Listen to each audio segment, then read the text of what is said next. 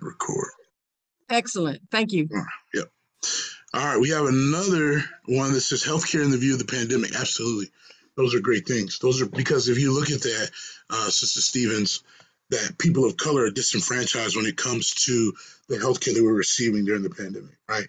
I live in an area where there's no shortage of healthcare. There's no shortage of funding. There's actually more funding here, and more people on this side of town don't even need it, right? And so when we look at this idea of who Jesus is, I want us to move outside of the lens of the pew and move to a place in which we understand that Jesus is here for those who are hurting in the community.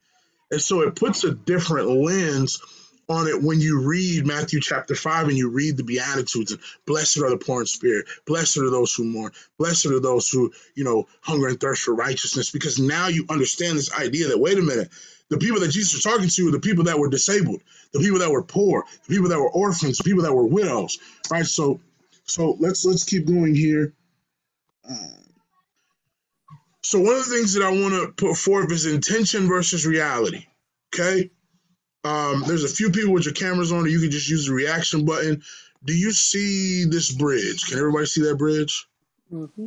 All right, so you can see the bridge. So that bridge is not placed in the right place, right? That's at one point in time, this bridge served a great purpose, right? Because if you needed to get from one side of that body of water to the other, you could get there. But now that bridge serves no purpose. Now I can't get over to the other side because there's no bridge to get me to the other side. And so what we have to understand is that there is something that we must do and realize is that when it comes to our intentions versus our reality, our intentions might be good, right? When we look at this idea of our intentions and of what we're doing in churches, that's awesome, not a problem at all. But reality may say that this is not the best thing for our community. It might be something that the church is really good at. And it might be something that you have been heading up for a number of years, and you've done some great work, but now the community's changing.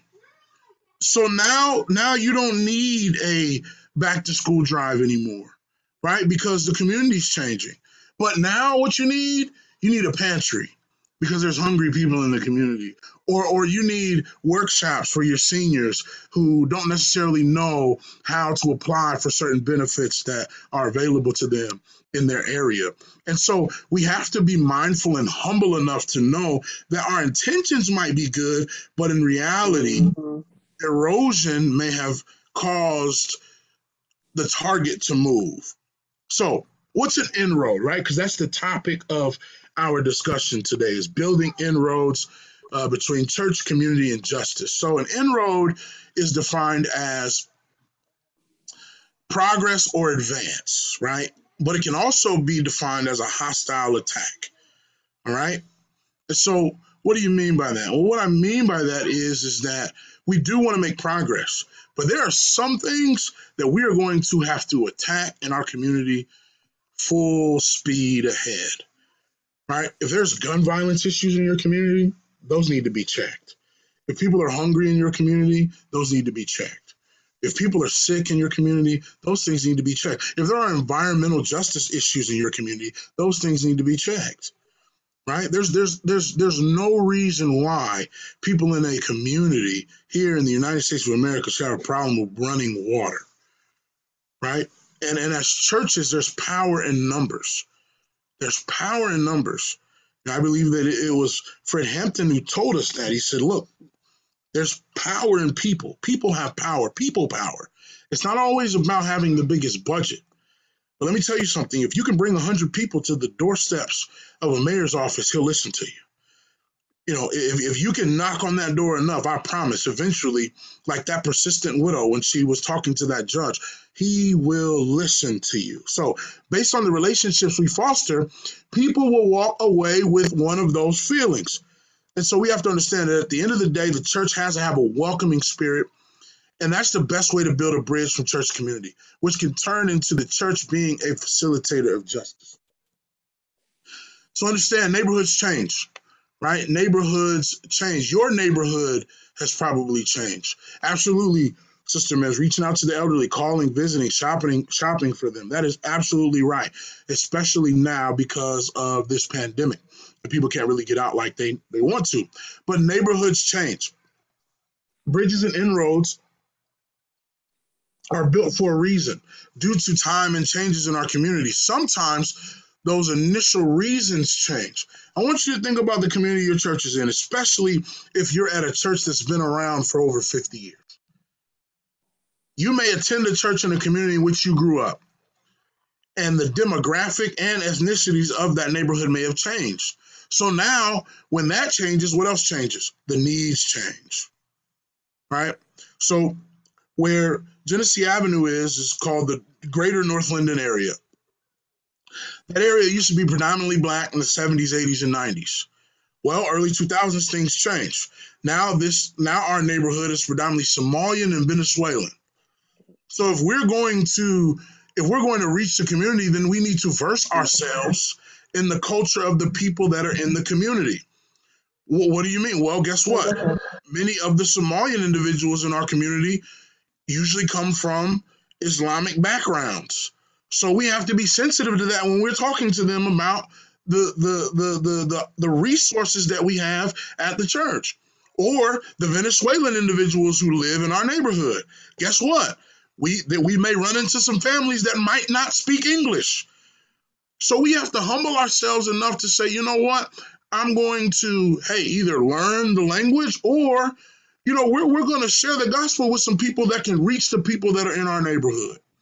So you have to ask yourself the question, if your church closes doors today, would your neighborhood miss your church? And so leaders have to exercise a sense of humility and be understanding that the needs of the parishioners and the community may change. So in an effort to build an inroad, we must successfully assess the needs of the community. Understand, inroads look different. Community outreach programs have a lot of commonality. I can probably look at 15, 20 different churches and look at your calendar, and I imagine you probably do things around the same time at the same time of year, right? You have your church picnic, you do your fruit baskets during the holidays for your senior saints. August rolls around, you're putting backpacks together.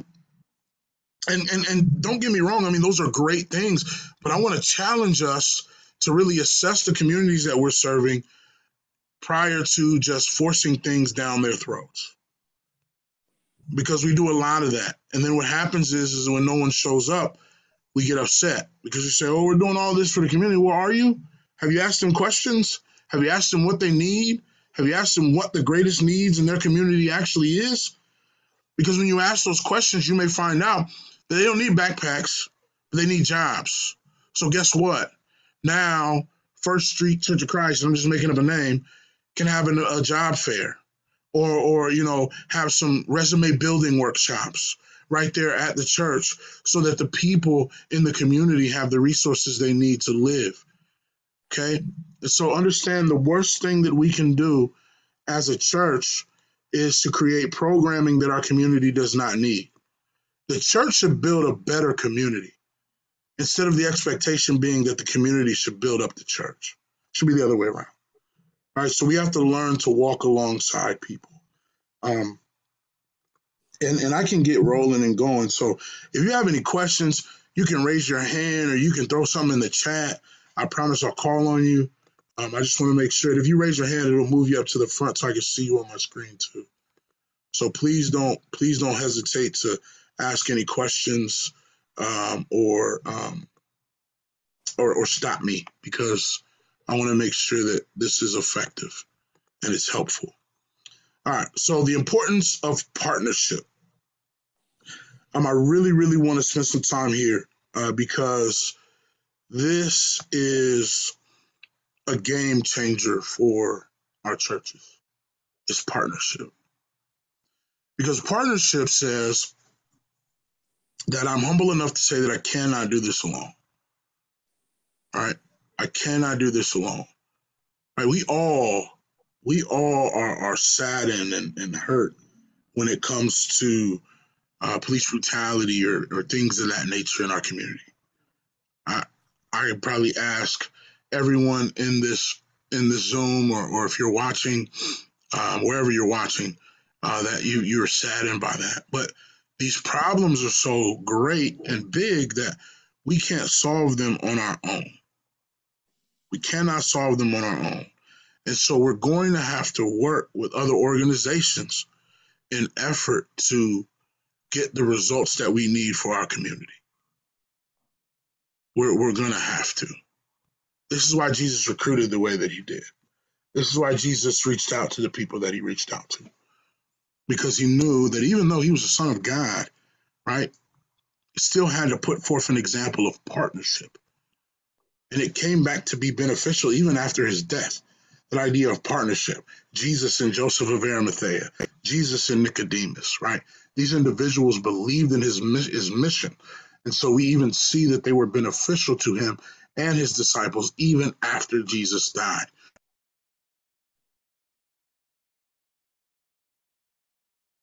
At Genesee Avenue is our justice ministry.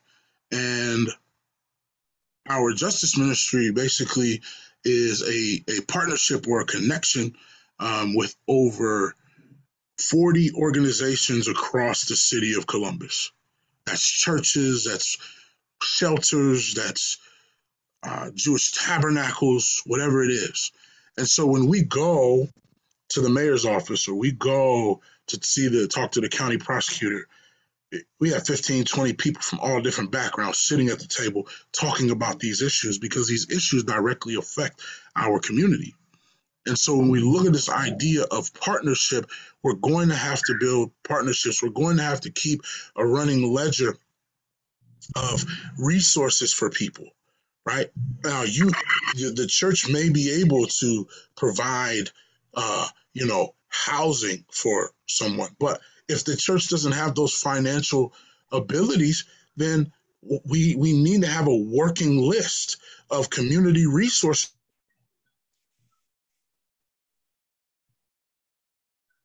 Domestic violence, that we can point them in the right direction, right? Partnership is bigger than just providing the resource. Sometimes partnership is helping someone, taking them by the hand and leading them to the place of refuge, because we all need help. We all need help. The writer in Ecclesiastes says 2 are better than 1 because they have a good reward for their labor. Never forget that. Never forget that it's imperative that the church builds effective partnerships. Listen, we look at this idea of the lectureship. The lectureship wouldn't have been able to be pulled off unless it was about partnership. Think about all of the churches that are represented.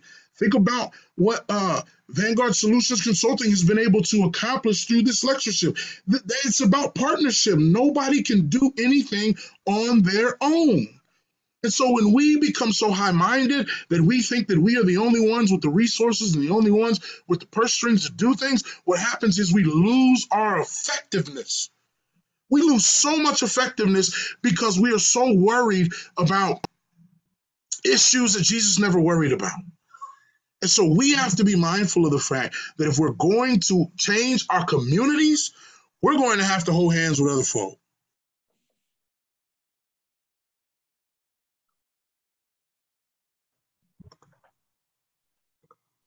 All right, let's see. All right. So what I also want us to understand too is that God has given us access. He's given us access. So these men here, these 8 men, these young men are at least 21, 22 years old now. This was my first mentoring cohort at Mifflin High School in Columbus, Ohio. I think I may have on the same bow tie and shirt too. But no, different shirt. Different shirt. Okay. Well, so what I want to show you is that there were young men here that didn't know about Jesus, didn't have any aspiration to go to college, none of that. And sure, I'm standing here with them, but it was through the infiltration of men that I knew in the community that I could bring in and talk to them and pique interest that these young men didn't even know that they had. Now, everybody's not going to be everybody's not going to be helped by the things that you do, but you can make an impact that they may never forget. Because one of these young men was actually murdered a couple of weeks ago. But here's the thing. There's also a number of young men in this photo that are great additions to society today, who I run into from time to time at grocery stores, who I see in the community, who I run across or talk to, and we have the ability to talk about the things that have connected them, to the community, and we have to be able to make those inroads. In the book Kingdom Man, written by Tony Evans, he talks about the fact that there are 3 churches per public school in America. 3 churches. I want you to think about that for a second. 3 churches. So imagine if every church adopted a school in some way, shape, or form. You may not be able to have a mentoring program there every week, or you may be able to have a mentoring program there every week. But guess what? Your church could be a part of the pencil ministry. Because when I was a teacher, you know how many kids came to school without pencils because they couldn't afford them? So one of the things that maybe you could do, hey, church, we're going to collect pencils. Church, we're going to collect spiral notebooks. Church, we're gonna just go up there and read to the kids. Because those things are effective.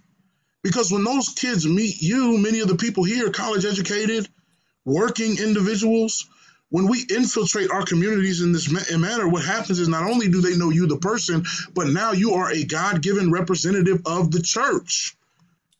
And so guess what happens when they get older? Man, so-and-so from such and such Church of Christ, they used to come to my school and read. Man, that's why I'm doing what I'm doing today. And I know it sounds cliche, but it's imperative that we understand the power here. But all in all, we have to remember that we're in this together. The Bible provides the very basis for justice. So we see a number of things. We talked about the church. We've talked about the community.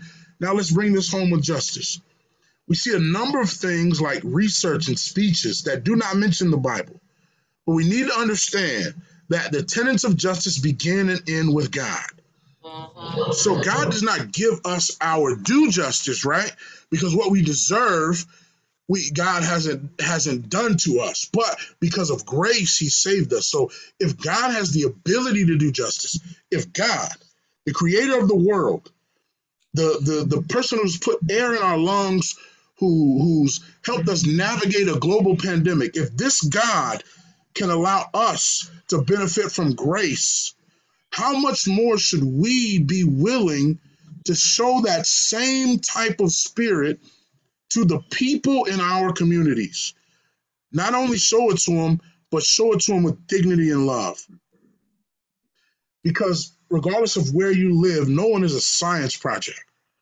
Regardless of the GED, the PhD, the dropout, it doesn't matter. We are all important in God's eyes. Quote by Tim Keller out of his book called Generous Justice. He says, popular youth culture in Western countries cannot bring about the broad change of life in us that is required if we are to make a difference for the poor.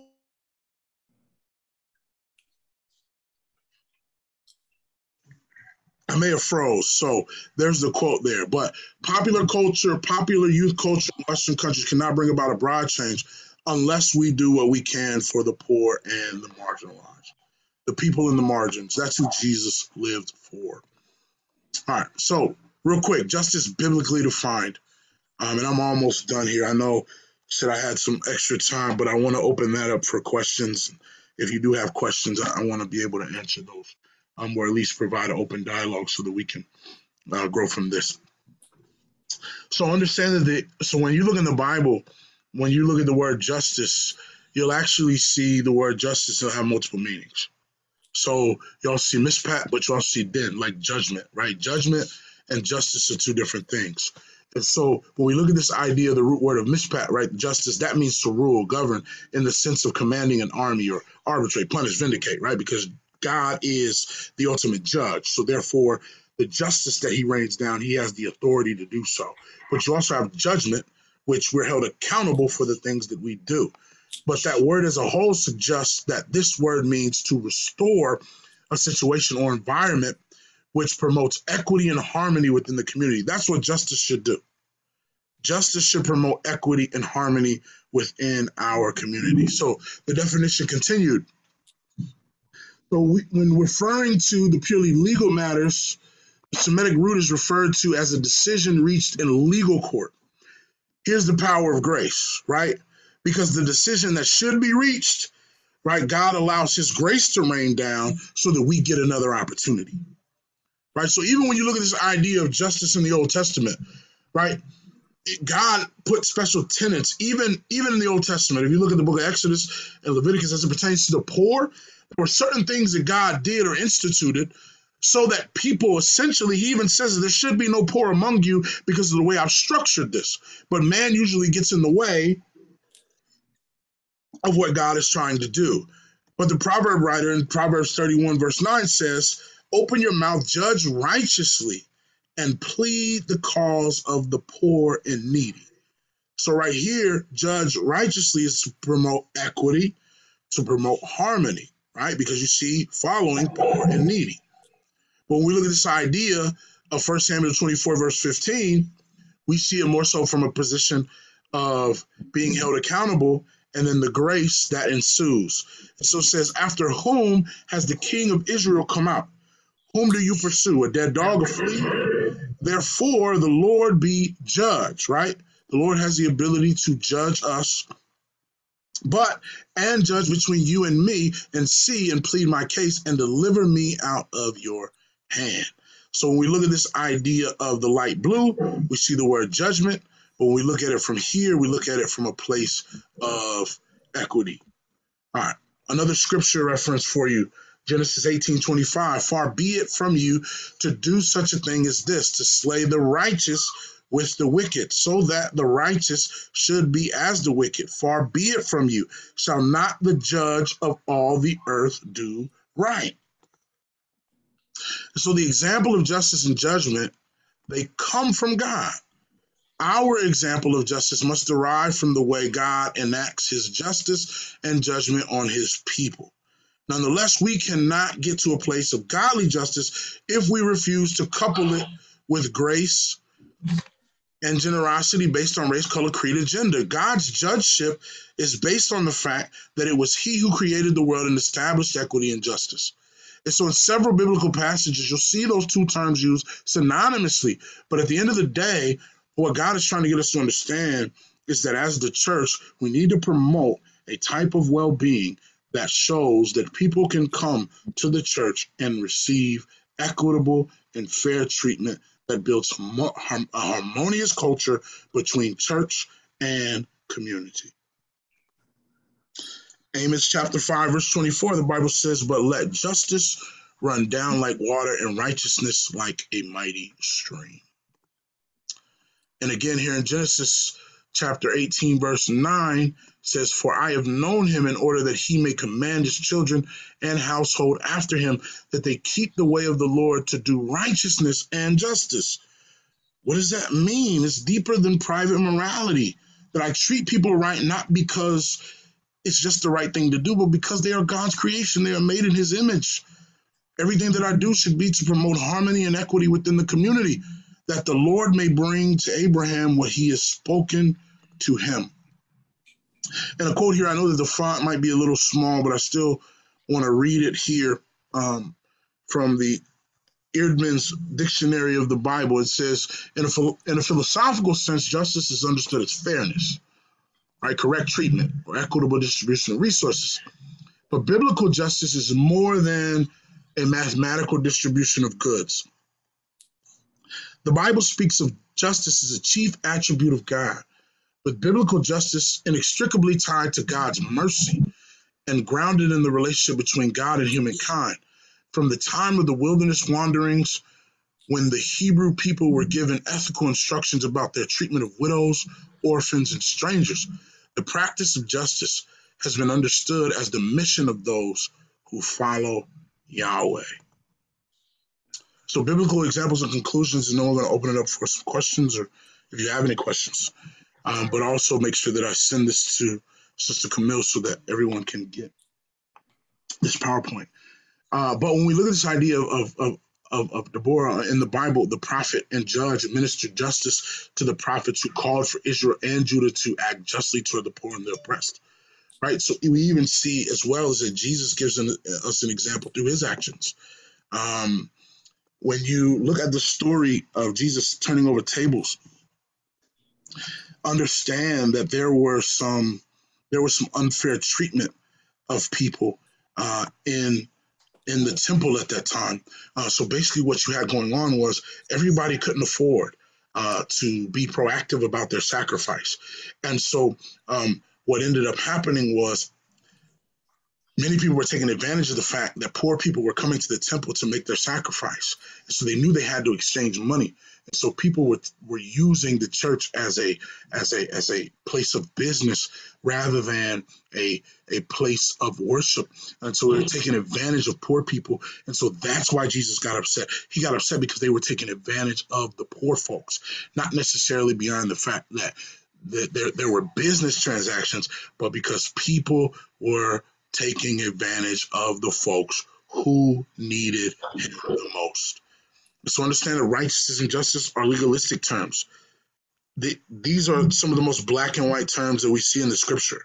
There's really no gray area about justice, right? Either you're exercising them or you're not. There's not an in-between. Either you're doing what's effective for the poor or you're not. So I want us to be mindful of that. So that's all that I have. I hope this has been beneficial. I hope that it's been effective. I hope that you've been helped by it. But if you do have any questions, comments, or concerns, please let me know, and you can come off mute, and we can talk a little bit longer.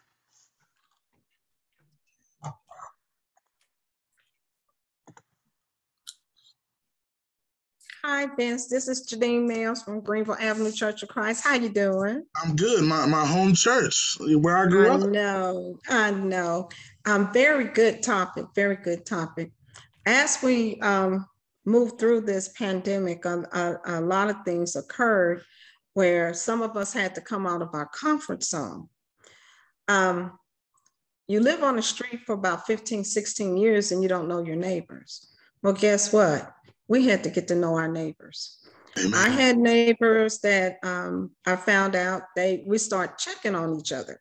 Some neighbors had small children.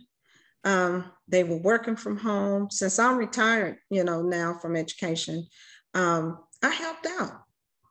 And then also we had some neighbors that had COVID. So what I did, and some of the neighbors in my neighborhood did, we made sure they had food because they couldn't get out. So this was a ministry that, as growing up as a child, I mimicked my parents because that's what they did during their times. And it was good to serve. Now we have that relationship, a better relationship within the neighborhood per community. You reach one, you go to each other, you teach.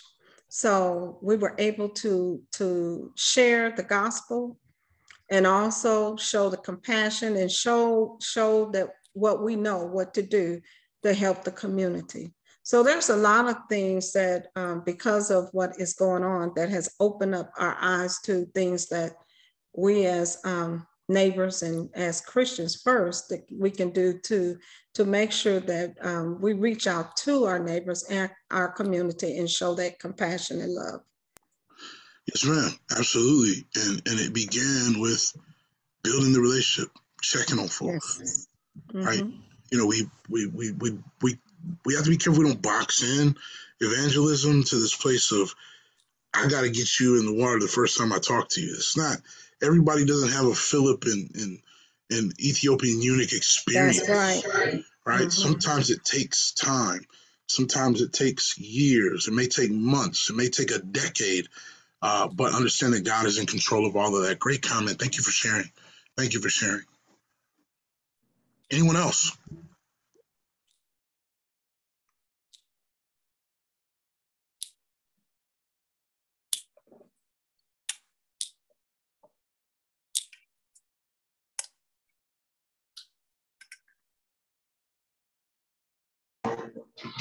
Hey Vince, this is James Kent down here in Cincinnati, Ohio, just your southern neighbor. Yes, sir. How you doing? Good, my brother. Good, my brother. I appreciate you with this topic today. The question I have is really with you and Genesee. Because I know your passions, what steps did you have to take in order to get the congregation to want to get more engaged in community and justice itself? Yeah, definitely. Well, number one, I have to be thankful of the foundation that Brother Clyde Sales laid before me, because he was there for 37 years before I got there. But one of the things that was done was a lot of teaching, because I believe that if you ask people what justice is, they'll probably give you about 3 or 4 different answers. When in all actuality, it's a whole wide range of stuff. Like for instance, due to systematic issues, and this is really sad, we have another epidemic going on in Columbus, which is our infant mortality situation. So 1 out of 8 Black babies die before the age of 1. And so we have a program called Celebrate One, which the women that live in the Linden community, we do everything that we can to get that baby to 1, right? Whether that's providing cribs or that's providing diapers or whatever it may be, because if they get to 1, their chances of growing into adulthood increase astronomically. But really, Brother Kent, like, it took a lot of teaching, even still now, because if you know, during the Trump administration and during, a lot of, whether it was Ahmaud Arbery or, Breonna Taylor or Botham Jean, right?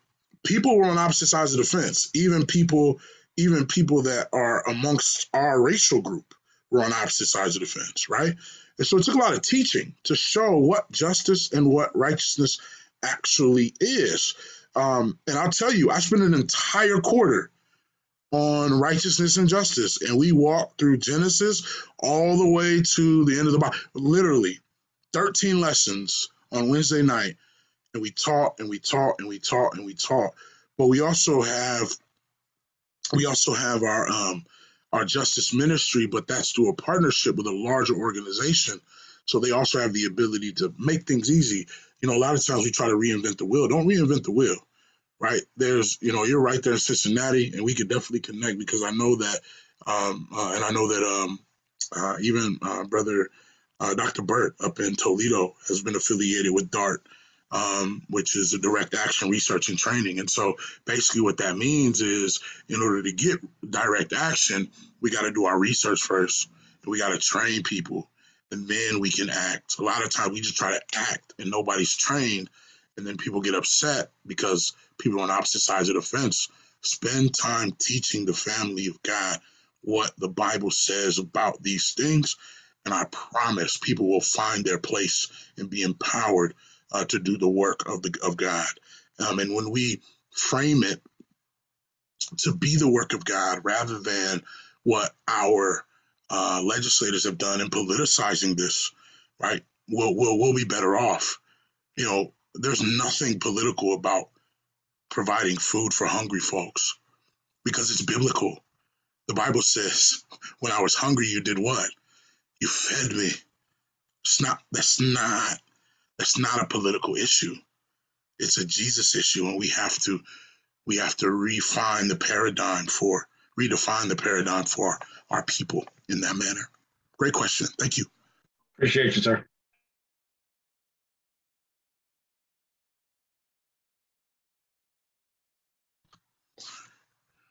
And if you can't come off mute, you can use the chat.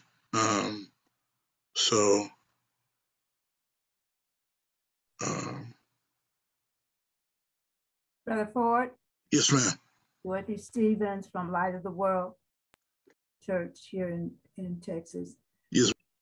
When you talked about assessing the needs, that's really an important function. what we found at Light of the World is assessing the needs for health care. We get involved with the breast cancer activities that have been going on this month. And then next weekend, we'll be working, we'll do the Alzheimer's walk.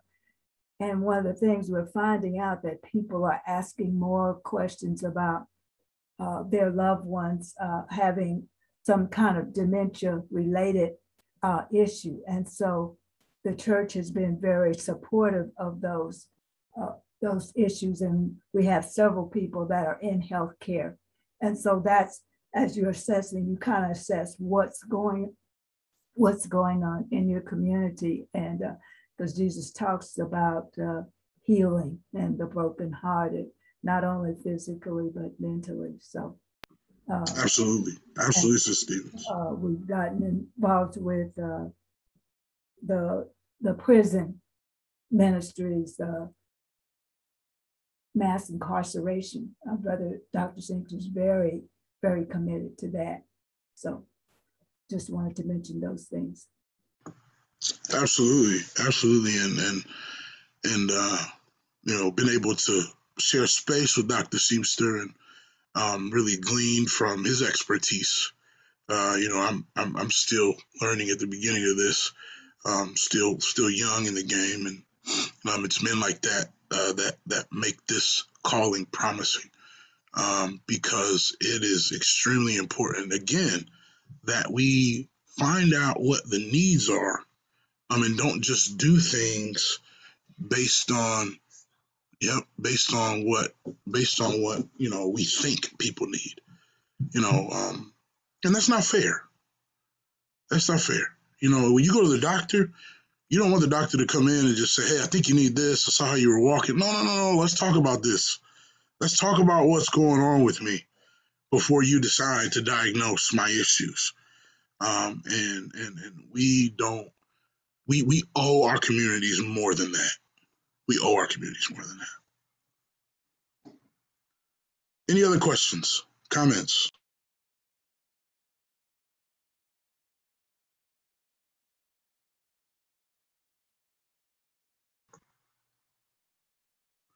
If not, I am going to